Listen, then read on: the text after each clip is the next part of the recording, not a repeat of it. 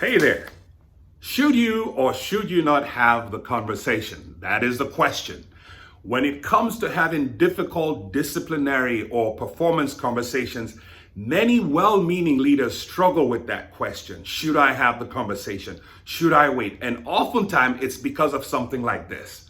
Well, Plummer, I don't like conflict. Well, guess what, folks? If you think it's conflict, guess what it is? It's conflict. Or you'll hear people say, well, Plummer, I don't like confrontation. Well, guess what? If you think it's confrontation, that's exactly what it is. Folks, it boils down to your mindset.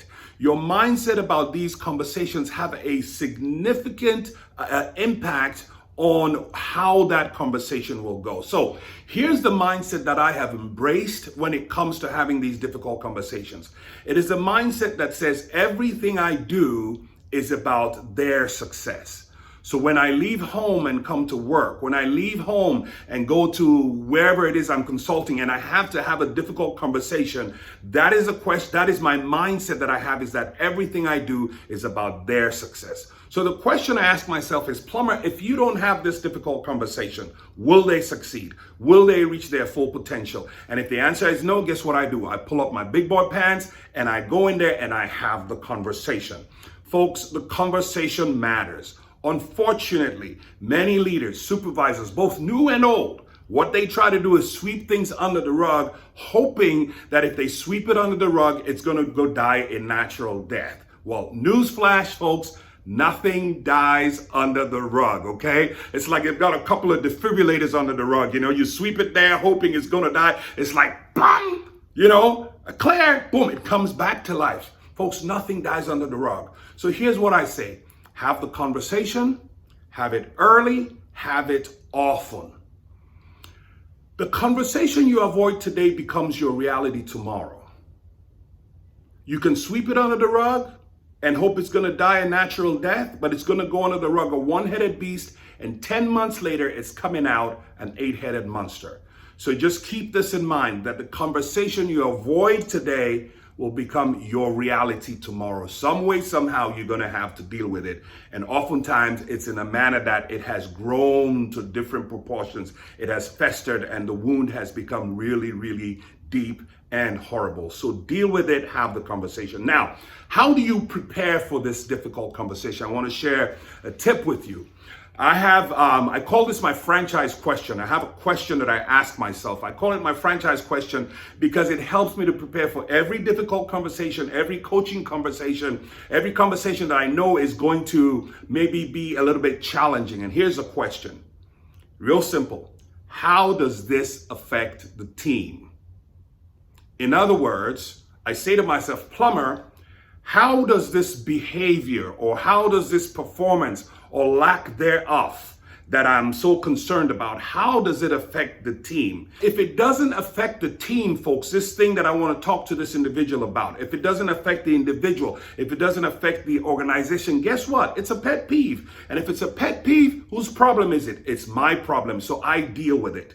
So I ask myself, how does this affect the team? And I don't just say things like badly. No, I go in deep. How does it affect the team? And I also look for examples. I look for dates and times so that when I go to talk to this individual, it gives me the why.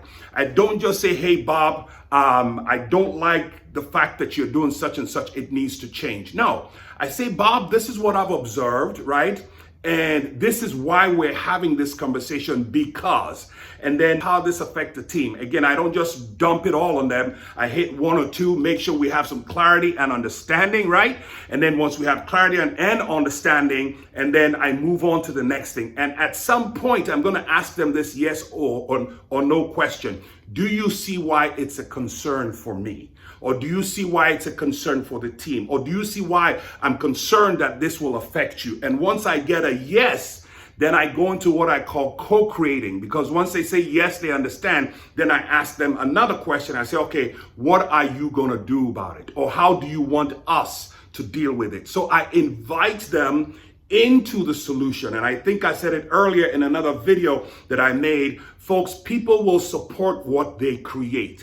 So I'm always trying to invite people into the solution because people will support what they create. So I ask them my yes or no question. Do you see why this is a problem? Do you see how this affects the team? Do you see why it's a concern? Do you see why I'm concerned for you? And when I get a yes, I invite them, okay, how do you want us to deal with it? Or if it's down the line, I say, okay, what are you going to do about it? And then depending on how many times we've had this conversation, I will throw in a consequence there because folks, check this out. Consequences are a major motivator. No consequence, no incentive to change. So have the conversation, have it early, have it often. Remember, the conversation you avoid today becomes your reality tomorrow. So have the conversation, don't sweep it under the rug. And I'll give you one more, folks. What you tolerate, you promote. You're basically saying to them, hey, listen, it's okay. When you don't have the conversation, you are pretty much endorsing that bad behavior or poor performance. I hope this has been helpful for you. If it has, please go ahead and click on the subscribe button below. So that way, when I post another video, and I'm going to try to do at least 2 of these a week, you get notification and you'll be able to watch it and hopefully share with your team. All right, we'll see you on the other side.